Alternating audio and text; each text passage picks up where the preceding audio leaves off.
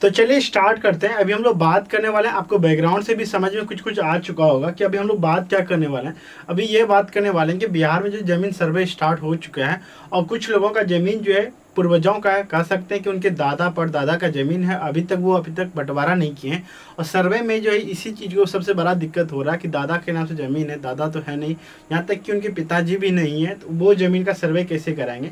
उसमें से सबसे मेन इम्पॉर्टेंट जो पेपर मांगा जा रहा था, एक वंशावली पेपर मांगा जा रहा था, वो आपको यहाँ पे हम दिखाने की कोशिश करें। वंशावली प्रमाण पत्र हेतु आवेदन पत्र, जो वंशावली बनवाने में सबसे ज़्यादा परेशानी हो रहा था। सबसे पहले क्या हो रहा था वंशावली बनाने में, आपको जो है सबसे पहले फॉर्म को भरने के बाद ब्लॉक यानी कि बीडीओ, सीओ, उसके बाद कर्मचारी, फिर मुखिया, फिर सरपंच, उसके बाद लास्ट में आंगनबाड़ी का मोहर, बहुत सारा स्टेप, यानी 4 से 5 स्टेप में आपका वंशावली तैयार होता था। और उसमें से भी जो है फॉर्म, एक फॉर्म नहीं बल्कि से आपको हम बता दें, एक फॉर्म वो हो गया, फिर उसके बाद दूसरा फॉर्म शपथ पत्र लगता था, देख सकते हैं शपथ पत्र। उसके बाद जो है वंशावली प्रमाण पत्र निर्माण हेतु अनुशंसा पत्र लगता था। उसके बाद जो है कार्यालय ग्राम कचहरी का जो है अलग से उसको भर के उसका मोहर सिग्नेचर वगैरह होता था। फिर कार्यालय ग्राम कचहरी का एक और वंशावली जो वहाँ से तैयार होता था, उसमें जो सर्टिफिकेट लगता था। फिर कार्यालय ग्राम पंचायत राज में जो एक फॉर्म भर के जाता था, यानी 4 से 5 फॉर्म भरा जाता है, जिसके बाद जो आपका वंशावली तैयार होता था और 4 से 5 लोगों तक आपका पेपर जाता था, वेरीफाई होता था, उसके बाद वंशावली तैयार होता था। यहाँ अभी इसी चीज़ को हम लोग बात करने वाले हैं कि इतने सब स्टेप को जो है सरकार जो है माफ़ कर दी गई है। डायरेक्ट जो वंशावली बनाने का एक नियम जारी कर दिया गया और इस नियम को जो है लागू भी कर दिया गया है।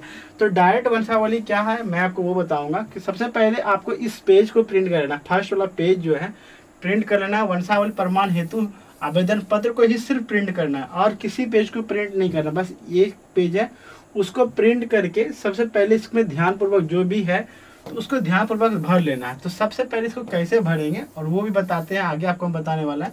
बस इसी पत्र को भर के आपको जो है बस अपने फॉर्म यानी कि ज़मीन के केवाला के साथ साथ रसीद, आधार कार्ड जिनका है तो वो सब लगा के आप ये सिर्फ सिंपल पेपर भर के भी जमा करेंगे, आपका वो ले लिया जाएगा। ऐसा नहीं है कि सिर्फ फॉर्म भर के उसमें सिग्नेचर मोहर नहीं कराएं तो नहीं लिया जाएगा, ऐसा कुछ नहीं है। बस फॉर्म भरते हैं, उसका सही सही सब कुछ भर के सभी का आधार कार्ड दे के आप जमा जिससे करेंगे आपका जमा हो जाएगा। बस इतना ही सरकार कर दिया गया कि आपको परेशानी से बचने के लिए कि आप डायरेक्ट वंशावली को फॉर्म भर दीजिए और जमा कर दीजिए।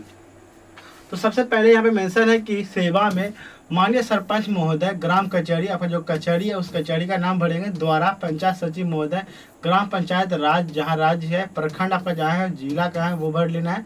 विषय वंशावली प्रमाण पत्र निर्गत करने संबंध में महाशय उपयुक्त विषय के संबंध में कहना है कि मैं शपथ करता, यानी शपथ करता जो सबसे पहले जो उस घर के बड़े हेड हैं, बड़े आदमी जो हैं उसका नाम यहाँ पे भर लेंगे, उसका पिता पति का नाम जो भी है वो भरेंगे, वार्ड नंबर कितना है, ग्राम क्या है, पोस्ट क्या है, थाना क्या है, पंचायत क्या है, प्रखंड क्या है, जिला का शपथ। मुझे डैश कार्य हेतु वंशावली प्राप्त, यानी कि मुझे डैश कार्य, क्या कार्य के लिए आप कर रहे हैं, तो यहाँ पे जमीन लिखेंगे, जमीन सर्वे, क्या लिखेंगे आप लोग, जमीन सर्वे को लेके कार्य हेतु वंशावली प्रमाण की आवश्यकता है, उसी में ज़रूरत है आपको। उसके बाद अब बस इसको सही सही भर लेना, जैसे कि आपको एक डायग्राम बना लेना, ध्यानपूर्वक समझना है कि जैसे कि ये आप यहाँ पे आपके दादा का नाम लिख लेंगे, ठीक है। उसके बाद एक डायग्राम बना लेंगे आपके दादा के नाम से सपोज जो ज़मीन है, उसके बाद इस डायग्राम में आप दर्शाएंगे कि आपके दादा का कितना बेटा, यानी आपके पिताजी का कितना भाई, जैसे 1 भाई, 2 भाई, 3 भाई, 4 भाई हम यानी दर्शा दिए। उसके बाद आपको यहाँ पे सही सही दर्शाना है कि इनके जो है कितने बेटे हैं, जैसे इनके जो है 2 बेटे हैं, 2 बेटे दर्शा दिए। फिर इनके से कोई जो है 3 बेटे हैं तो 3 बेटे ऐसे करके ऐसे दर्शा देना है। और फिर इनके जो है 2 बेटे हैं, फिर इनको ऐसे 2 बेटा दर्शा देना है आपके हिसाब से। जैसे अब इसमें फिर 1 बेटा, जो 2 बेटा है वो दर्शा के, सबों का नाम भी दर्शा के आपको नीचे देख सकते हैं एक मेंशन है आवेदक का सिग्नेचर, जो उस घर के सबसे बड़े गार्जियन होंगे उनका सिग्नेचर करके और दूरभाष नंबर, जैसे मोबाइल नंबर जो भी है उनका मोबाइल नंबर है वो भर के जो है वो उस पेपर के साथ साथ लगा देंगे।